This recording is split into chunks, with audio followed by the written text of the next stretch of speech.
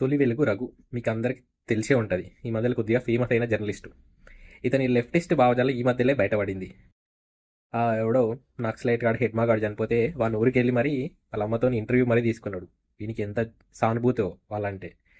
అలాంటి వానికి left right ఇచ్చేసిన మన రఘునందన్ రావు గారు. ఈ వీడియో చూసాక మీకు అర్థమవుతుంది మన తొలి వెలుగు రఘు అర్బన్ నక్సలైటా కాదా ఏమనాలో మీరే డిసైడ్ చేసుకోండి.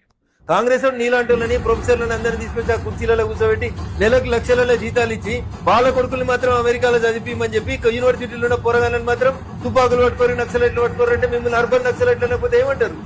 బరాబర్ యువర్ అర్బన్ నక్సలైట్స్.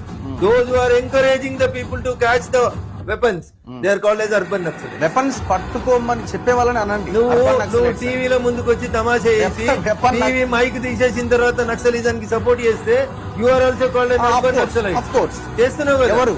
ఎవరు మీరే. ఎక్కడ ఈ తెలంగాణ సమాజంలో ఎక్కడో చెప్పాలి కదా. మైక్ తీయగానే వస్తారు అంటున్నా. ఎక్కడ వస్తారు?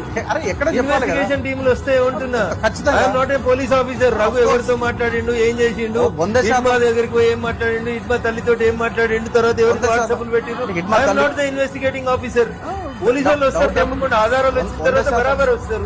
ఈ దేశంలో ప్రొఫెసర్ మీద ఆధారాలు వచ్చినాయి, రాలేదా? ఎన్ఐఏ వస్తుంది, ఎందుకు రాదు? తీసుకుపోలేదా? మీరు ఎంత ఇలాంటి వాళ్ళంతా గొంతి పేమర్చిరు. ఇలాంటి వాళ్ళంతా గొంతి పేమర్చిరు. వేగ్గా ఒకరి మీద నేను మాట్లాడుతుంది వేగా. కాకపోతే ఈ దేశంలో ఒక ప్రొఫెసర్ నౌకరు వేసుకోమని నీకు లక్షల జీతాలు ఇస్తే ఉంటారు. ఏం చేస్తున్నావు? కొంతమంది ఉంటారు. నీ కొడుకుని అమెరికాకు పంపించి చదివించి మిగతా తుపాకులు పట్టుకోమని చెప్తున్నావు. నువ్వో తుపాకి పట్టుకోవడానికి. అరే అప్రిషియేట్ నేను చేస్తా.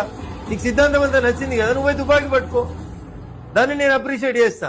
కానీ నువ్వు బాగుండాలి, నీ ఫ్యామిలీ బాగుండాలి, నువ్వు 3 పూటలు ఏసీలు ఉండాలి, కానీ పక్కింటి పోరాడు మాత్రం పడిపోయి తుపాకి పట్టుకొని సావాలి అనే కోరిక ఏదైతే ఉందో చూడు, ఇది తప్పు ఆలోచన అంటున్నాం.